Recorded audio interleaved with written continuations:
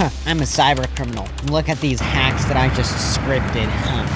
Hey, Mom, bye. I gotta take the train to my next heist. Gotta get my fare card ready. I can't hop the fare. That's illegal. Watch Dogs has quite a fresh take on the video game industry, first releasing in 2014, which is the game we'll be covering today, the original Watch Dogs, which takes place in Chicago with protagonist Aiden Pierce. We'll learn more later, but how about let's take a look at the Chicago L. Chicago, home to icons such as the beautiful waterfront, the Bean and the Willis Tower, is basically the capital of the Midwest. You could think of it as the New York of the central United States. Chicago famously started on the shores of Lake Michigan in 1837 and grew rapidly until the Great Fire in 1871, which destroyed a vast amount of the city. Nonetheless, it kept growing and eventually developed its main metro system, known as the Chicago L. Now, you might be confused as to why I'm talking about Chicago. That is because Watch Dogs is heavily based on Chicago, modeled very closely, just like in other cities such as LA in GTA 5 or New York City in GTA 4. The L started operation in 1892, making it the second oldest subway network after New York City. It's known for its notorious loop, which operates off of a hub-and-spoke network, the best kind of planning if you want an efficient subway system. It's also only one of 3 cities on Earth to have their subway network never completely closed throughout the year. But anyway, I'm getting a bit off topic. Here is what the map looks like. As you can see, there are various lines that go out from the center of the city. But there is a loop in the middle, which is something that is quite unique to American metro systems. It allows for through-running service via Chicago's downtown. For example, the blue and green lines. They do not terminate and start at the downtown area. They go through it, but then they go to their respective termini. Kind of like a U-shaped line, similar to the red line in Washington, D.C. And now let's take a look at the map from Watch Dogs. What's impressive at first is the immense size of it. It's a fully rideable system, and this isn't even a train game, it's just a side piece of an open world game. So props to Ubisoft for the very impressive scale. Another thing you'll notice is just the vast size of the red line compared to the amount of stations. The west side of the red line is quite barren. I assume all this trackage is to make it feel bigger, but I don't know, maybe they had other reasons. And then you also have the impressive loop imitated, which is something that I'm pretty happy about. And within the loop, there's some Easter eggs, such as the stations with /Wabash at the end. There are stations with /Wabash and more than one, so I do like that. And you also have Madison Wabash Station, which is a very, very cool Easter egg. Madison Wabash Station was a real station at the time this game was made, but then in 2015, it was a closed station and was replaced with Washington Wabash Station, a brand new and modern station. And so they unintentionally created this really, really cool time capsule, just like how GTA 4 had the old New York City rolling stock. Speaking of rolling stock, this is what the rolling stock looks like in Watch Dogs. It is actually very, very closely modeled to the 3200 series, except for the headlight orientation, maybe due to copyright reasons. 255 units are currently in service, and they were built in the 90s. Another thing relating to trains is that you can only stand when riding the L in Watch Dogs, and Aiden Pierce has an ability to control the trains. So if you do some hacker magic, you are able to stop wherever you like. Although you might get a criminal record and you could have the police after you, so I really don't know if it's worth it, but you could get off wherever you like. And if you don't feel like hacking a mass surveilled transit system, you could also just use it to fast travel, which is nice because some other game transit systems do not have that ability. But you can also ride it without fast traveling, and the system has quite a lot of detail, so how about let's check it out. The ride starts at Adams Wabash Station, where we'll be going counterclockwise on the blue loop. Here, we go up to the next station, which is Madison Wabash. Now, compared to other non-rail games, you can see that this game has pretty good detailing when it comes to the track infrastructure. Check out the rails, the wooden boards in between the rails, and the various other bits and aspects, such as the signaling. They really did everything so immaculately considering that this is not a transit-oriented video game. The best part about the realistic detailing, though, is that the detailing is based right off Chicago and it's done really well. You can even see some infrastructural quirks, like the rust on the signal pole, or the control towers. You could even see that the signals switch color. As we go further downtown, we'll take a look at the buildings and just look at the detailing and observe how the map really feels. That it's just a feeling and not a video game map. On top of that, feast your eyes on this beautiful steel structure support work. Not only is it historically accurate, but it's also accurate to the local Chicago area's L. You can see the details on the support beams and even the little signs trackside. Now here's where the urban feel kicks in. You can see the mix of Art Deco and modern buildings with billboards. You can also feel your train just hovering above all the traffic in real time. Something else I can appreciate is the depth of the buildings. Despite the lack of details, I get that they had to fit a lot in a short time with not very much storage space, but it still feels three-dimensional. And I also appreciate the street lamps having nice detail. Here is the Clark Lake station. Both lines are served in the loop, and then you can also see trains crossing over.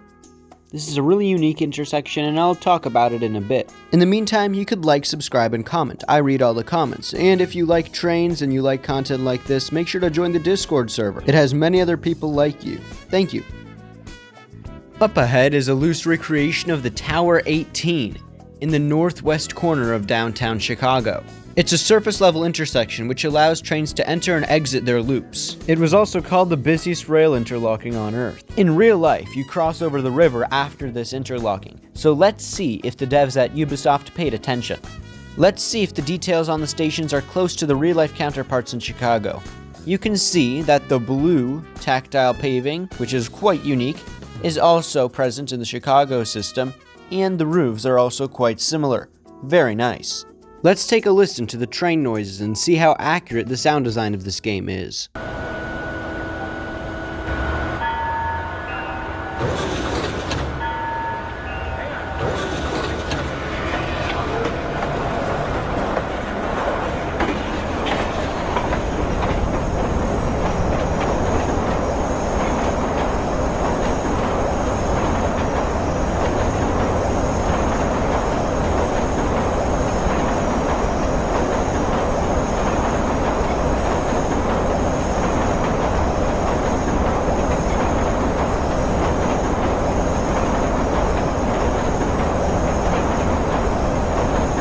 The noise is pretty accurate. You can hear the flange noises and the joint noises. And on top of that, the accuracy of the map is correct, as after the interlocking, we did cross the Chicago River. And now we take a sharp turn into Western Station, the last dense urban station before we go into the suburbs. Since you're now familiar with the urban core metro, how about let me show you the more rural areas. Now the density was pretty interesting when they made this map, as right when you pass this tall building, there's just nothing behind it. Then you continue on to a forested area with nothing but grass and a railway. As the train continues down its path, you will see it cross another immaculate looking body of water. The nature in this game also looks quite nice. The textures could use a little work, but considering it's a game from 2014, I can't expect too much. The method of exposure, in a sense, is also employed. As you can see when you enter the tunnel, the light becomes very bright at the end and you cannot make out any of the details at the end. Once you get out of the tunnel, once again, the light becomes normal. You can see a triangular junction here and some low to mid-density housing, which looks quite nice. It really does convey the American retro look really well. And now that you've seen the nature, dense urban, and suburban parts of the network, how about let's take a look at one more part of the network, the highway media network. It's quite an interesting part of the real-life Chicago network, because a good chunk of the system is in between a highway, which is quite controversial in urbanist spheres. I guess a non-realistic part you could notice are these really strange altitude dips, but also the lack of a power collection system. You just notice that it's railways, similarly done to GTA 4, which is quite frustrating. Here in the highway section, there's a peculiar amount of vegetation. I'm pretty sure you don't get this amount right next to urban railways. But I guess it could be the type of thing in GTA 5 where you're meant to stay in the city a lot and the outer areas don't have much detail in them. Another small detail they missed out on is the immense amount of highway noise. But I guess that's fine, we can do without that. Before ending the video, let's check out a small portion of the red loop, but at night, so you get a different feel of the kind of conditions in this game. The city feeling at night is honestly one of my favorite atmospheres, so it's great to see that feels nice. The yellow lighting at the train stations are done pretty well. I don't know why, but whenever you're at a train station at night, the lighting is always super yellow, or at least it feels that way, so I'm glad they kind of made it relatable in that sense. At least that's the way it is in older stations. In a lot of newer train stations, you get bright white lighting. I also wanted to know what you guys think in the comments. I was planning on maybe doing some sort of a Cities Skylines series. If you guys would like me to do that, just please let me know in the comments below, because I don't know. I don't really do gaming videos on this channel.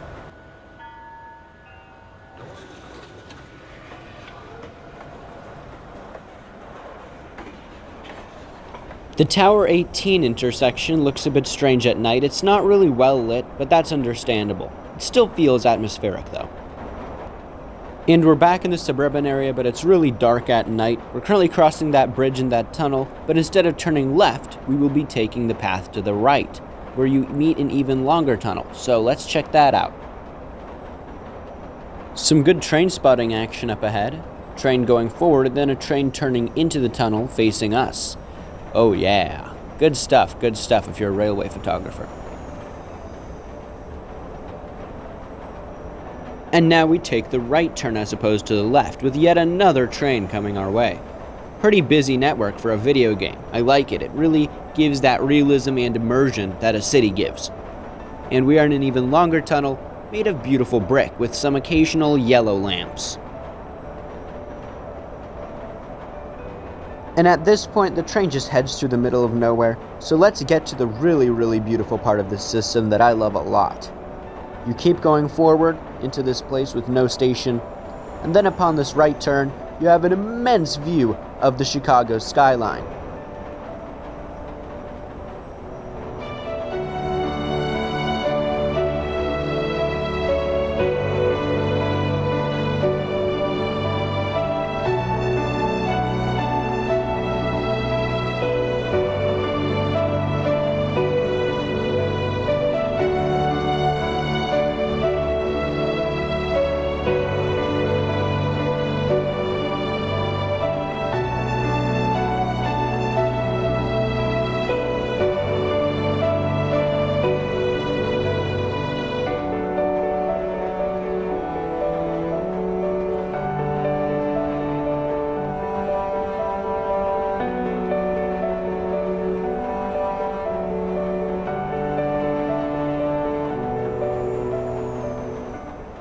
Thank you all for watching. Once again, remember to support the channel if you like this video, and give your suggestions in the comments below.